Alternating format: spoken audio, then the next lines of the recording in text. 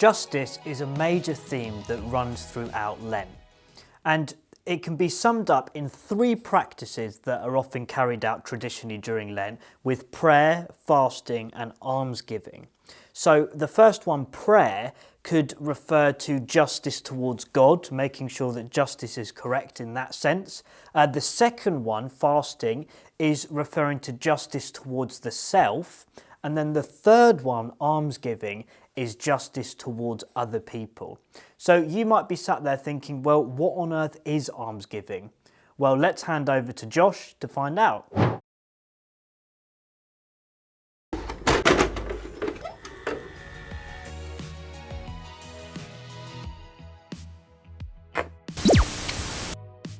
Giving alms refers to giving money to help those in the community that were struggling in some material way. It has been a part of Christian life ever since the very first church. Usually, giving alms has meant giving to the church so that the money can then be distributed to the poor in the community. In our tradition, giving alms is also known as tithes and offerings. As the church has expanded in the West, poverty has diminished in an incredible way because of this system. As a result, tithes and offerings now often go towards funding aid in third world countries, or for helping in mission initiatives both at home and abroad. Christian charity has been a central theme of the Christian faith for millennia, but it seems today that sometimes we as followers of Jesus can forget about the opportunity that we have to show this virtue called charity that we don't even use in our vocabulary very much anymore to those around us. Now, if we were going to say that there was a gospel or good news that the secular kind of society that is all around us would be preaching, it would be true to yourself and do whatever makes you happy. Now, of course, we can understand the appeal of this gospel, but it does go against the gospel of Jesus, which says that if anyone is going to follow Jesus, this is obviously Jesus talking, they have to deny themselves, take up their own cross, like the cross that Jesus would ultimately be crucified on, and follow him. So, implicit in the idea of following Jesus is the idea of letting go of things, denying ourselves, and actually taking up the burden to follow Jesus. But Jesus does make the promise that his yoke is easy and his burden is light. Now, we have to ask ourselves, is the burden of following myself and whatever I want and elevating myself greater than the burden of taking on Jesus' way of living and following him to become a true human? Each of us obviously has to make that decision.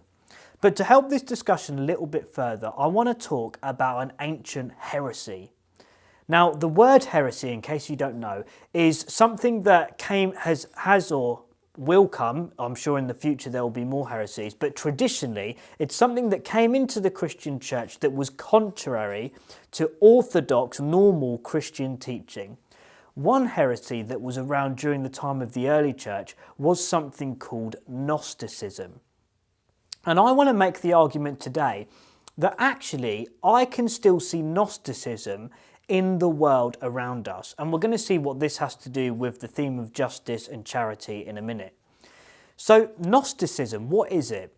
Well, it was this idea that there was some sort of gnosis, which is the Greek word for knowledge, that was hidden somewhere in the immaterial world. And if one attained this hidden knowledge, they could then tell other people that they were right and everyone else was wrong. And so if you brought into this hidden knowledge, you could receive salvation. You could be saved from this evil physical world and you could transcend into the heavenlies of some sort. So this false teaching came into the Christian church and it was eventually obviously kicked out, or you could say, or was it? But that's a conversation for another day. And I want to make the kind of argument today, if you like, that we can actually see Gnosticism around in forms of the culture today. And I'll give you two examples. The first example is conspiracy theories. Dum, dum, dum. We can see today that there's lots of conspiracy theories going round with coronavirus and the vaccine and things like that. But even going back before that, we know that there's been things with, for example, the 9/11 terrorist attacks, the death of Princess Diana, even before that, the death of President John F. Kennedy. There's conspiracy theories connected to all of these things. Now, we're not going to get into whether these things are true or not, or fact-checking them or anything like that. But the fact that some people buy into these things and then preach at people like it's a gospel, especially on social media, shows the fact that there's this desire to have a hidden knowledge, a secret knowledge about the powers that be in the world that is then told to the masses of you're ignorant sheep because you buy into all of this stuff and all the rest of it. And we often see Christians even buying into this as well. So they're falling for some sort of Gnostic belief. And then the second example that I want to give is something that maybe many of you are a bit more familiar with, which is cancel culture.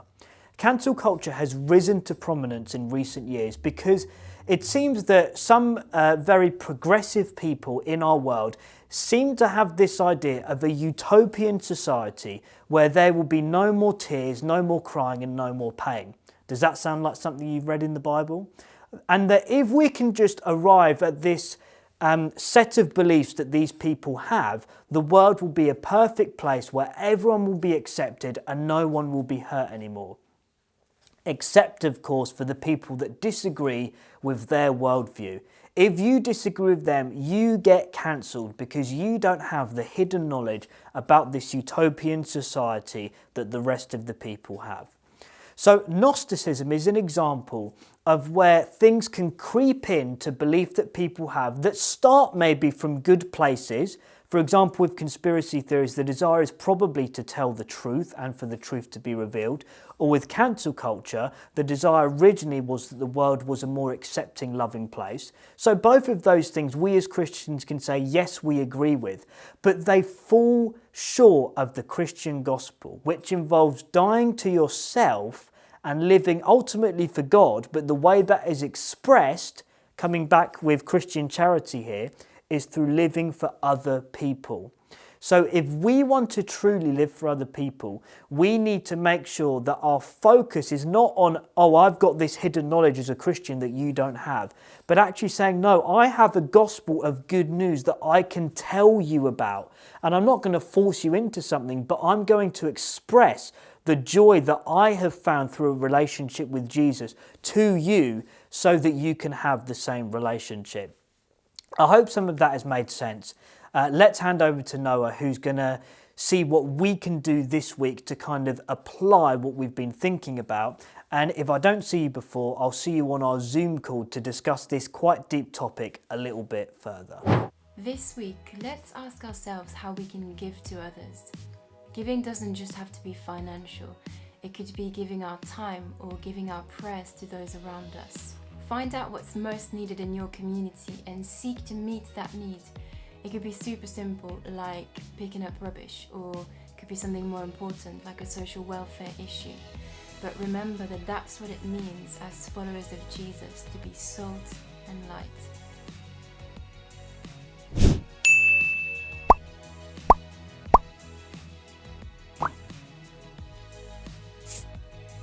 Thanks for watching this Consecrate video. Hope you enjoyed it. Don't forget to like, subscribe and share if you enjoyed. And we'll see you in the next one. Later.